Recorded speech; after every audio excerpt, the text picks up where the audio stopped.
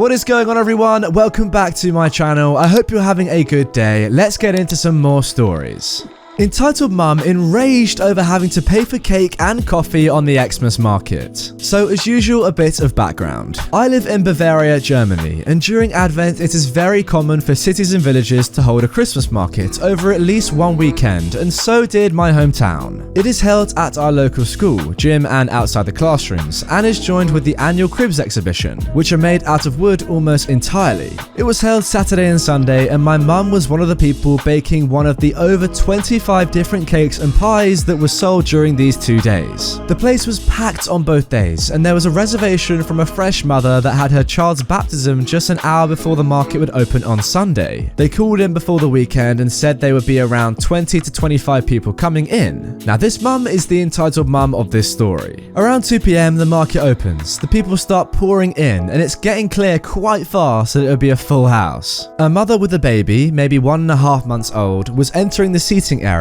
where my mum and some other women would serve coffee and cake. Following her is a group of over 20 people, clearly more than 20. She asks for the reserved places, and one of my mum's co-workers shows them to their area on the tables, and then it started. "Where is the menu?" The co-worker responded, "What menu?"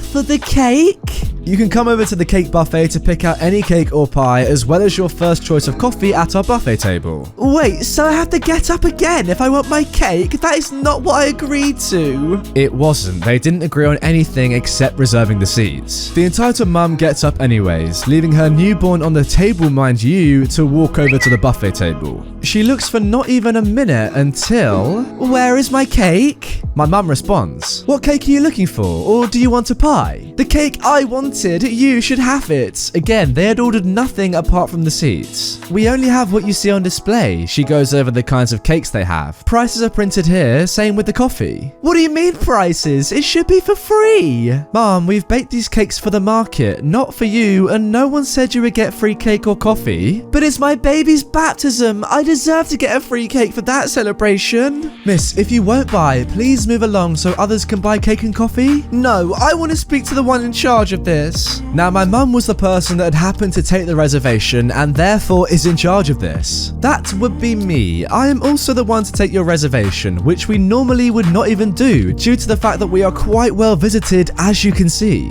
By that point, the gym was so full of visitors they could only walk in lines, one line entering and one line exiting the gym halls. This made the entitled mum use that bit of brain she has, but I guess capacities are very limited for her. "Okay then, I'll have this cake and a coffee." Very well.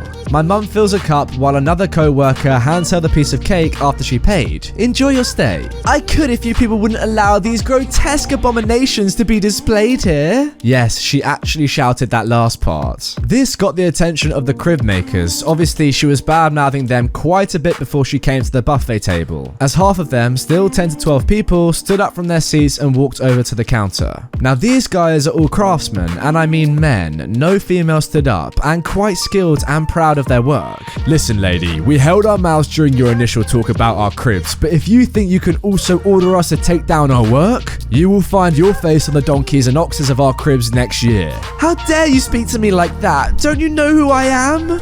"God bless, I don't." "How dare you speak the name of the Lord in such manner? You should burn with your ugly statues in heck."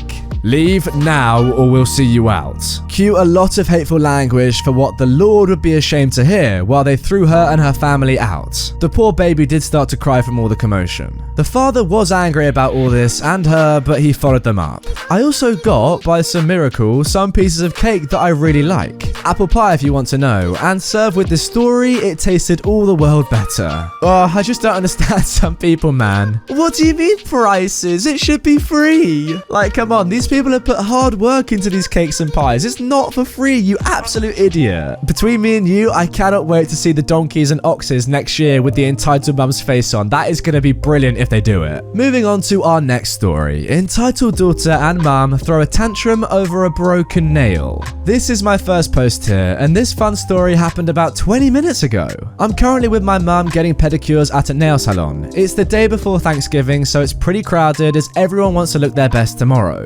We're sitting in the waiting area near the front of the salon, gossiping about family stories and other random things, when in barges Tina. I've no idea, lol, it sounds like an entitled daughter's name. Yeah, it does actually. And her cliched name, mother, Karen. To give you an idea of what this girl looks like, she's wearing black leggings, white tennis shoes, a greyish blue hoodie, and a matching scrunchie. Tina immediately says, "Excuse me?" and demands the attention of one of the nail salon employees. One woman calls out and says, "Can I help you?" This rude girl goes, "I broke my nail. It's just one nail. I need someone to help me fix it." Her mother just stands behind her daughter, letting this happen.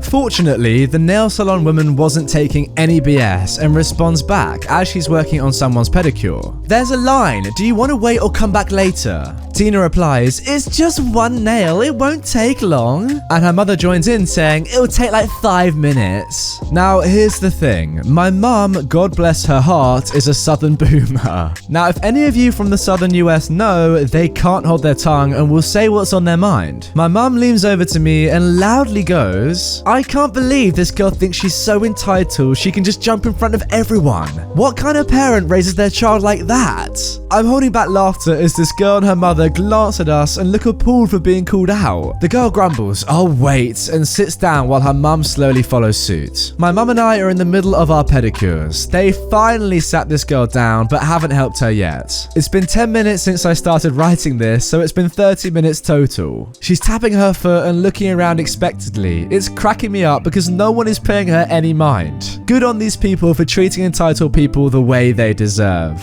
Oh, you know what I like most about this story? The fact that this is still going on as OP is writing it. She just knows it's so perfect for this subreddit. Like, can you imagine? You get into a confrontation with an entitled person or many entitled people, and before even confronting them, you just start writing instead because you know it's going to be perfect. Oh, I rate that so highly. Good job, OP.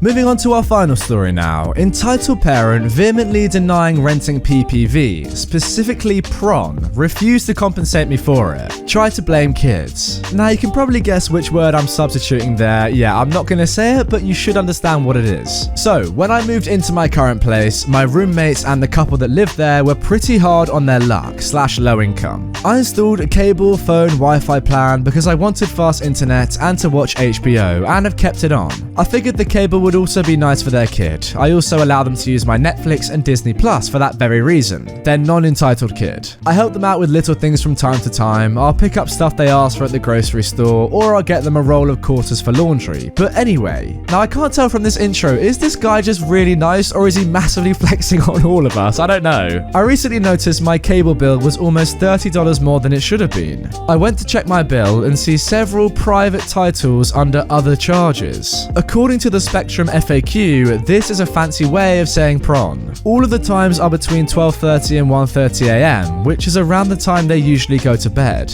Their kid is 8 and he doesn't have a TV. I, on average, work at 5 a.m, so no way in heck I'm up at 1 and watching prawn. I go to check even later bills, and sure enough, I notice more private titles. Not wanting to be rude or embarrass them by outright confronting them about watching prawn, I at first asked one of them if they had been buying movies on pay-per-view or demand. Not specifying what kind of movies, just movies. They could have just admitted to watching movies. I probably wouldn't have even asked them to pay me back. I just set my balance to 0 as far as how much I approve on-demand movies to be bought for. They don't. They deny it. Then they say it was their child. Then they say it was me. Still trying to preserve some of their dignity, I point out all of these were made when their kids and I were asleep. They still deny it. It is then when I finally say these titles were prawn titles, and their kid couldn't have accessed them since he doesn't know how to navigate on demand. Disney Plus and Netflix are easy as they have pictures. Yet again, they deny it. They blame their adult son who doesn't even live there. Then they blame me, then they blame their kid again.